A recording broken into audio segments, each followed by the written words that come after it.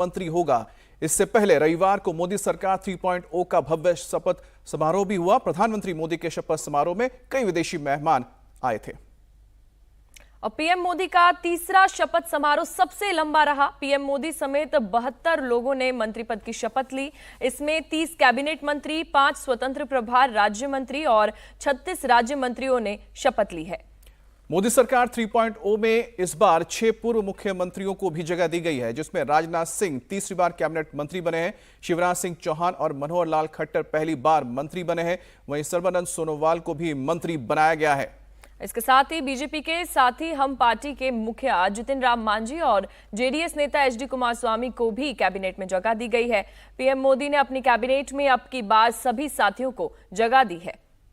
72 मंत्रियों वाली कैबिनेट में इस बार 60 मंत्री बीजेपी कोटे के हैं। वहीं जेडीयू और टीडीपी से 2-2 मंत्री बनाए गए हैं, जबकि जेडीएस, एलजेपी, हम, आरपीआई, अपना दल, एस, शिवसेना, शिंदे गुट और आरएलडी से एक-एक मंत्री बने हैं। मोदी सरकार में अब की बार अल्पसंख्यकों का भी खास ध्यान रखा गया। पीएम मोदी ने सिख समुदाय से आने वाले हरदीप पुरी और रवनीत बिट्टू को मंत्री बनाया। वहीं बौद्ध धर्म से आने वाले किरेन रिजिजू को फिर से कैबिनेट में जगह दी। वहीं ईसाई समुदाय से आने वाले जॉर्ज और पवित्रा को भी कैबिनेट में शामिल किया गया है। मैं नरेंद्र दामोदर दास मोदी ईश्वर की शपथ लेता हूं कि 9 जून 2024 ये वो तारीख है जो हिंदुस्तान के इतिहास में दर्ज हो गई। आभार स्वीकार करते हुए श्री नरेंद्र मोदी। मैं नरेंद्र दामोदर दास मोदी ईश्वर की शपथ लेता हूं कि ये वो संकल्प है जो 140 करोड़ हिंदुस्तानियों के दिल में बसता है।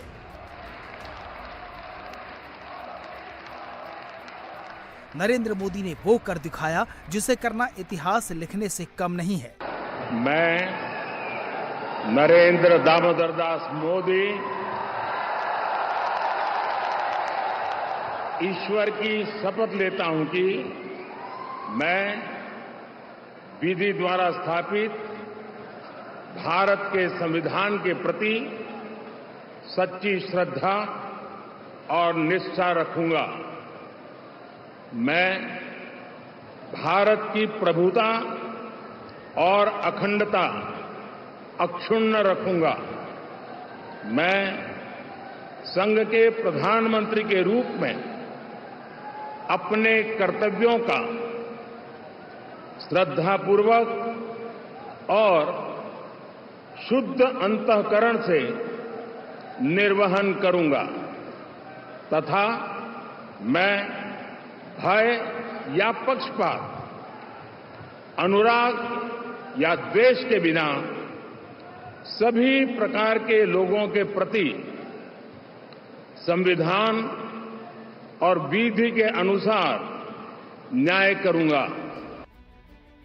पीएम मोदी की तीसरी बार शपथ के साथ ही मोदी सरकार 3.0 का आगाज हो गया। इस बार मोदी कैबिनेट में बीजेपी के साथ साथ गठबंधन का भी पूरा रंग दिखा। मोदी सरकार में इस बार पूरे देश को कैबिनेट में शामिल किया गया है। पीएम मोदी ने जितना मौका उत्तर को दिया, उतना ही दक्षिण को भी दिया। Sir, how do you react, sir? No, you are watching. Yes. Excellent beginning. Yes. Bright future for the nation. Yes. We are all very happy. So, sir, you are taking oath on 12th. Sir, you are taking oath on 12th. बड़े movement से ज्यादा बहुत बड़ी जिम्मेदारी है ये। मेरे प्रधानमंत्री जी का मुझ पर ये विश्वास करके इतनी बड़ी जिम्मेदारी मेरे कंधों पर देना, मेरा पूरा ध्यान इस पे रहेगा कि पूरी ईमानदारी से और पूरी मेहनत के साथ जो जिम्मेदारी प्रधानमंत्री जी के द्वारा मुझे दी गई है मैं उसे पूरा कर सकूं। मुझे 2 बार मौका मिला था, तीसरी बार भी मौका मिला है, चौथी बार भी मौका मिलेगा, लेकिन मैं काम करता रहूंगा, सभी लोगों के लिए काम करता रहूंगा। जो भी मुझे मंत्रालय मिलता है उनका तो मैं काम करता रहूंगा, लेकिन जो भी मेरे पास लोग आते हैं, रोज सैकड़ों लोग मेरे पास आते हैं और उनको मैं मदद करने का भी काम करता रहूंगा। और नरेंद्र मोदी जी का जो काम का लेखा जोखा है ये लोगों तक पहुंचाने का काम भी मैं पूरे देश भर में करता रहूंगा। निभाएंगे पूरी ईमानदारी और निष्ठा के साथ। जो देश की उम्मीद है उस पर सरकार खड़े उतरेगी, काम करेगी। मोदी की तीसरी पारी में इस बार 30 कैबिनेट मंत्री, 5 राज्य मंत्री स्वतंत्र प्रभार और 36 राज्य मंत्री बनाए गए हैं। मोदी सरकार में एनडीए की सभी सहयोगी पार्टियों को भी पूरा सम्मान दिया गया है। एक सांसद वाली पार्टी हम के नेता जीतन राम मांझी को पीएम मोदी ने कैबिनेट मंत्री बना दिया है। 62 साल के बाद लगातार भारत के तीसरी बार प्रधानमंत्री का शपथ उन्होंने लिया है। ये एक ऐतिहासिक दिन है। जहाँ तक हम लोगों की बात है तो हम बिहार से आते हैं, मगध से आते हैं, गया और बोध गया से आते हैं। वहाँ की जनता की अपेक्षाएं थी, उन लोगों ने इसी नाम पर वोट दिया था कि हम एमपी के लिए वोट नहीं दे रहे हैं, कैबिनेट मिनिस्टर के लिए वोट दे रहे हैं। आज हम नरेंद्र भाई मोदी जी के प्रति आभार व्यक्त करते हैं कि जब गया की महान जनता इस बात के लिए वोट दे करके काफ़ी वोट से हमके जिताया, लाख से ऊपर वोट से जिताया, तो उसकी प्रतिष्ठा रखते हुए नरेंद्र भाई मोदी जी ने हमें अपने कैबिनेट में एक स्थान दिया है। पीएम मोदी के पिछले दोनों कार्यकालों को देखें तो इस बार प्रधानमंत्री ने सबसे बड़ा कैबिनेट तैयार किया है। मोदी सरकार में इस बार 72 मंत्री बनाए गए हैं। वहीं 2019 में आंकड़ा 58 का था, जबकि 2014 में पीएम मोदी ने अपने साथ 46 मंत्रियों को शपथ दिलाई थी। इस बार भारी भरकम कैबिनेट के पीछे पीएम मोदी का वो संकल्प है जो उन्होंने अगले 10 सालों में पूरा करना है। इसके लिए पीएम मोदी ने चुनाव से पहले ही तैयारियां शुरू कर दी थी। एनडीए सरकार में हम अगले 10 साल में मैं बहुत जिम्मेवारी के साथ कह रहा हूं, गुड गवर्नेंस, विकास, नागरिकों के जीवन में क्वालिटी ऑफ लाइफ, और मेरा व्यक्तिगत रूप से एक बहुत बड़ा ड्रीम है,